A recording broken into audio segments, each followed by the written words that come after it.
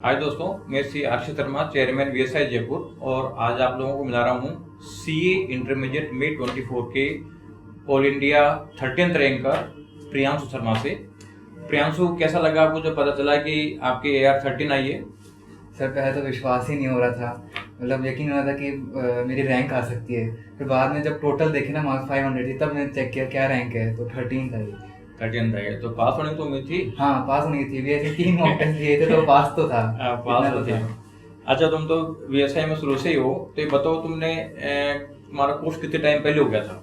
मतलब सर हमारा course December and में हो चुका था, दिसंबर एंड तक हो चुका था, 27 तक। और फिर मॉक टेस्ट लिए काफ़ी टाइम लगा, 3 मॉक टेस्ट लिए फुल सिलेबस। उससे पहले 50% का भी एक मॉक टेस्ट लिया था, 50% सिलेबस का। तो काफ़ी हेल्प हुई मेरी उससे, रिवीजन काफ़ी हो गया मेरा उससे। तो जब तुम्हारी क्लासेस चल रही थी उस समय तुमने घर पे क्या क्या ध्यान रखा, क्या क्या कैसे कैसे स्टडी करी? जैसे यहाँ पे 8 आवर्स की क्लास होती थी, तो उसके अलावा कैसे कैसे स्टडी करी आपने, प्लान कैसे किया? जैसे 8 आवर्स का यहाँ होने के बाद तो सर जो इतना होमवर्क मिला था वो पहले 4 आवर्स में होता था। तो उसके बाद 1 या 2 घंटे अगर एक्स्ट्रा मेरे को बचते थे तो मैं फिर खुद की सेल्फ स्टडी करता था। जैसे 50% टेस्ट में मैंने किए थे, और ज़्यादा मैं ध्यान मेरे उसमें देता था थ्योरेटिकल सब्जेक्ट्स में, क्योंकि वो मेरे वीक थे। और जब टेस्ट स्टार्ट हो गए, कोर्स खत्म होने के बाद में, उस समय जो शेड्यूल मिलता था, उस समय जैसे मान लो हर सब्जेक्ट के लिए एक सर्टेन टाइम मिलता था, उसमें कोर्स पूरा हो जाता था या नहीं होता था? पूरा हो जाता था, और काफ़ी रिवीजन भी हो जाते थे। मतलब 4-5 रिवीजन तो हर सब्जेक्ट हो ही जाते थे मेरे। मतलब जब आपको एक 10 डेज का टाइम मिला, मान लीजिए 10 डेज में 5 टाइम रिवीजन जैसे मैं बताता हूँ, वैसे आराम से हो जाता था। मतलब बिल्कुल। तो 3 मॉक टेस्टों के साथ रिवीजन किया, इसके बाद 20 डेज का टाइम थोड़ा था, उसमें रिवीजन किया, तो 4 बार तो तुम्हारा अच्छा रिवीजन हो गया।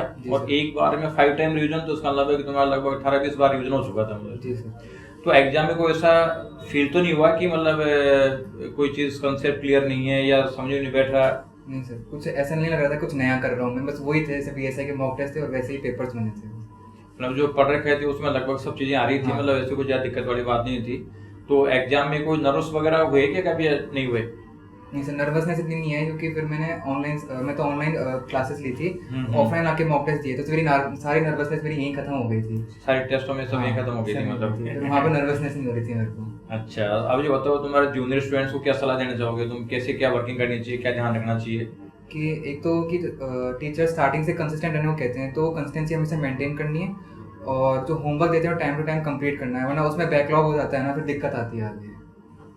तो मतलब रेगुलरली स्टडी करते रहो तो कहीं भी कोई दिक्कत नहीं आएगी। और मैटर क्या पढ़ना चाहिए? मतलब आईसीआई का मॉडल, बाहर कुछ नहीं पढ़ना, आरटीपी एमटी सेट पढ़ना चाहिए कि नहीं पढ़ना चाहिए? सर वो करने आरटीपी करने चाहिए। कितने कर लेने चाहिए? सर मैंने तो May 24 का किया था। May 24 का, तो एक आरटीपी का लेटेस्ट आरटीपी करना। बहुत ज्यादा आरटीपी के चक्कर में नहीं पढ़ना चाहिए, अदरवाइज फिर क्या है कि बर्डन ज्यादा हो जाता है और वो फिर कंसेप्चुअल क्लैरिटी नहीं आ पाती है। मतलब ये चीजें रहती है। तो प्रियांशु, बहुत बहुत थैंक यू आपको, और आपकी इससे बच्चों को कुछ हेल्प मिलेगी। Thank you.